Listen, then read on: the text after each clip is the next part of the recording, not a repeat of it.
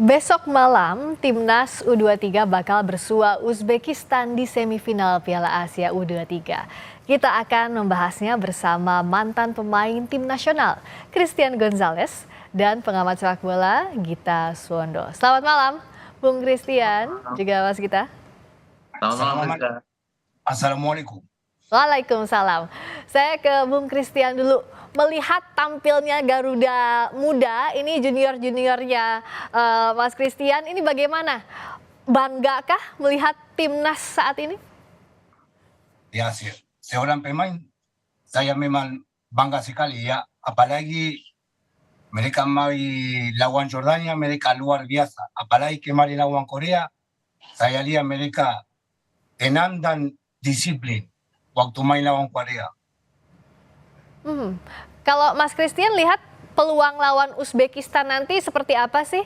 Bagaimana biasanya gaya permainan Uzbekistan kalau menurut pengalamannya Mas Christian? Ya, saya kemarin dia pertandingan lawan Arab Saudita, dan untuk saya ya, saya yakin nanti timnas kalau main seperti lawan Korea dan fokus dan disiplin, pasti kita bisa punya hasil bagus.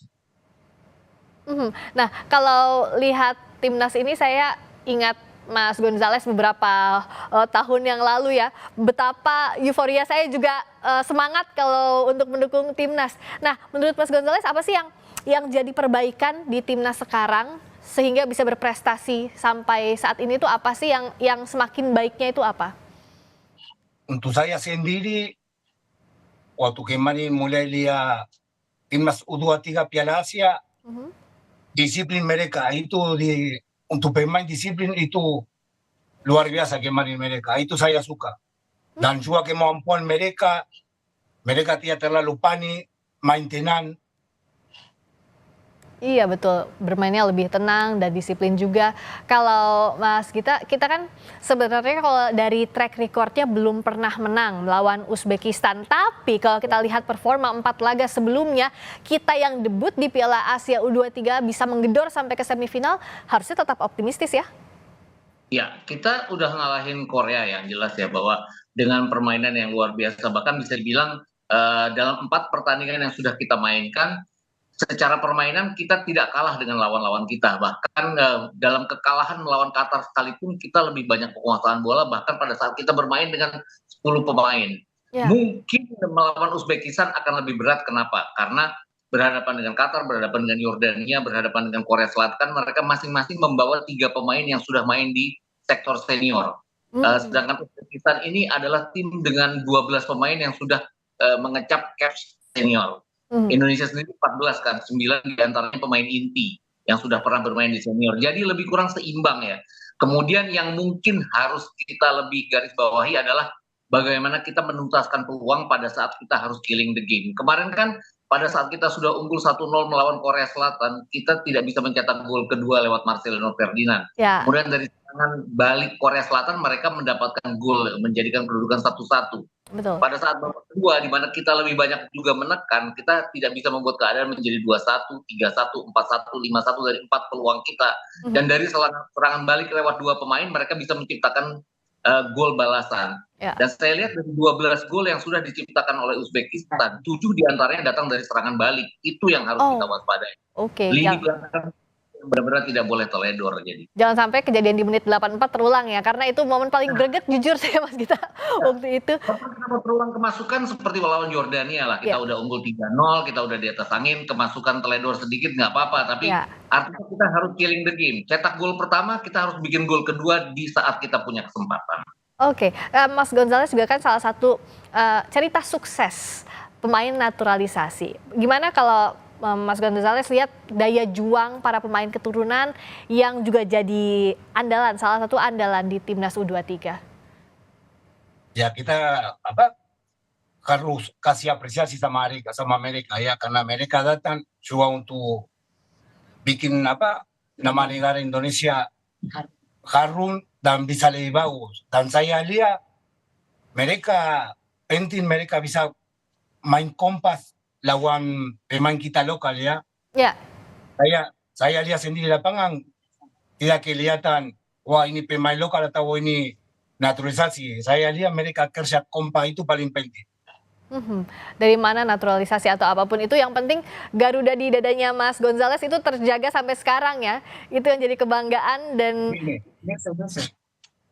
betul, luar biasa, itu jadi alasan untuk bertahan dan juga membela Indonesia lewat sepak bola. Nah, kalau Mas kita lihat dari performa timnas lain, waspada serangan balasan, apalagi yang harus Sintayong baca dari permainan Uzbekistan lawan Saudi misalnya. Kan kita lihat juga banyak sekali drama-drama drive-drive yang dilakukan oleh para pemain ya, karakter pemainnya. Nah, apakah ini juga harus diwaspadai oleh Sintayong dan anak didiknya?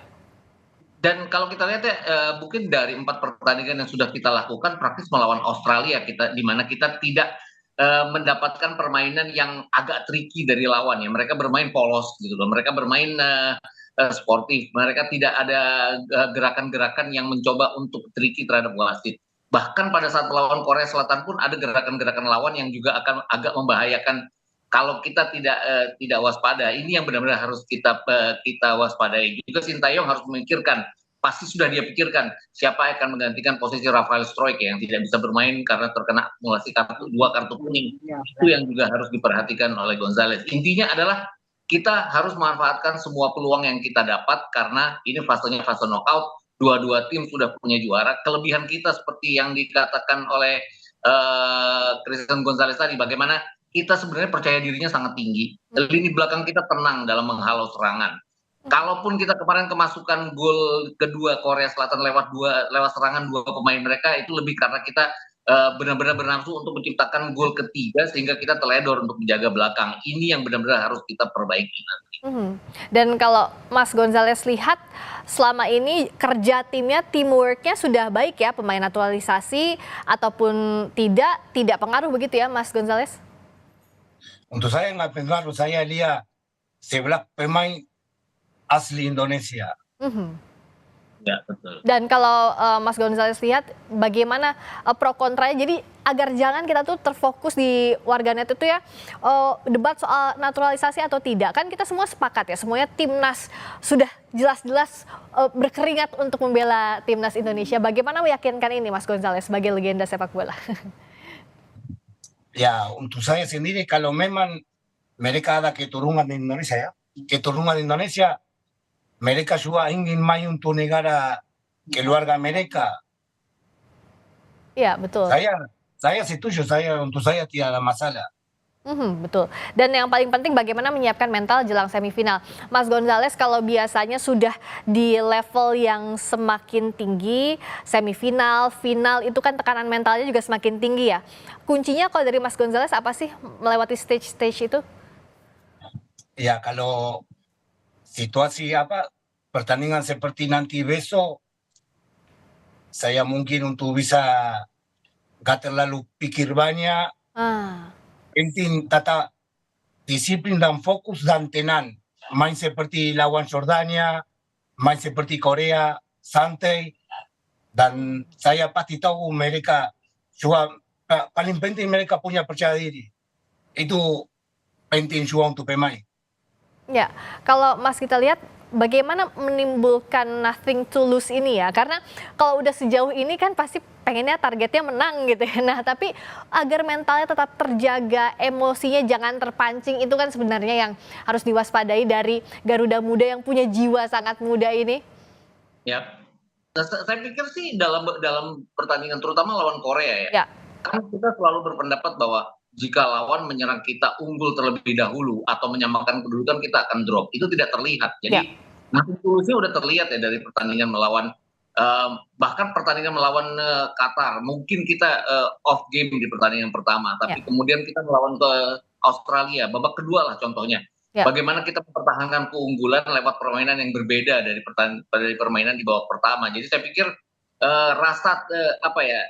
rasa nothing tulus itu sudah tercipta dari pertandingan ke pertandingan, dan terakhir melawan Korea Selatan bayangkan 12 penalti harus dijalankan oleh Garuda Muda ini dan mereka menjalankannya dengan sangat baik ya. Mungkin ada kegugupan dari 1-2 pemain, tapi itu diatasi dengan sangat baik oleh para rekan-rekannya, dan ini membuktikan bahwa fisik kita oke, kemudian apa namanya kesatuan kita oke, juga rasa percaya diri kita oke. Jadi saya pikir juga faktornya adalah siapa yang lebih bisa memanfaatkan keadaan. Karena kalau kita bicara knockout stages, terutama di semifinal dan final, kadang-kadang room for error itu yang membuat sebuah tim bisa melaju. Dan jangan kita yang membuat room for error itu. Mudah-mudahan lawan yang membuat room for error itu. Jadi jangan buat kesalahan sekecil apapun begitu ya, kalau sudah stage-nya seperti ini.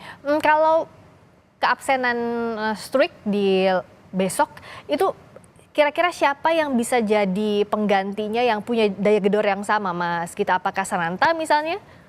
Ya, terus terang saya sejak saya mengawasi Sintayong ini agak aneh, yang saya pertanyakan adalah dia nggak pernah percaya dengan Sananta sejak menit awal ya. Jadi saya pikir ini kesempatan bagi Ramadan Sananta untuk bisa membuktikan. Karena kalau di senior pun pada saat kick off melawan Vietnam itu dia pakai Hoki Caraka. Kemudian kemarin dalam pertandingan melawan Australia juga dia Hoki Caraka lebih dulu dimasukkan.